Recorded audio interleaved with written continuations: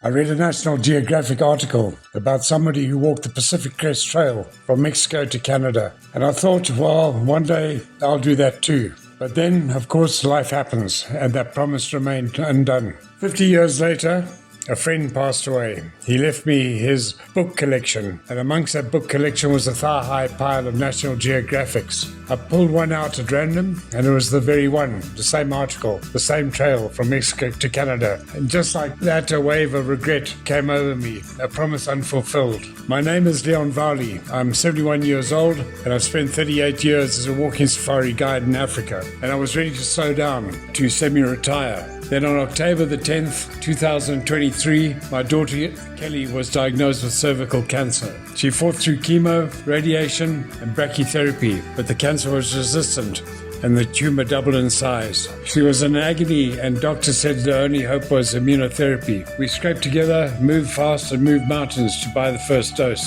And then, miraculously, Kelly responded. But the cost? We are now at about $5,000 every 3 weeks. For everyone who's been part of this journey, you know the roller coaster. Things are always changing. You understand the hidden costs, the emotional costs, the physical costs, the uncertainty of how long this will all take. It's a small price for a life, Kelly's life, but impossible to carry alone. So I asked myself, what do I do? My motto has always been solvitur ambulando. It is solved by walking. So I entered the lottery to win a place on the Pacific Crest Trail. I won a spot, and on March the 14th, I began the long walk from Mexico to Canada. 4,265 kilometers. Mountains, deserts, snow-filled rivers, meadows, extreme wind, a failure rate of over 50%, and every step was harder than I imagined. I wasn't fit enough to start with, and my pack was too heavy, but I was starting to build momentum and find my trail legs. I underestimated the extreme heights and climbs, 50-mile-an-hour winds, and the constant level of concentration required. Couldn't let your mind wander.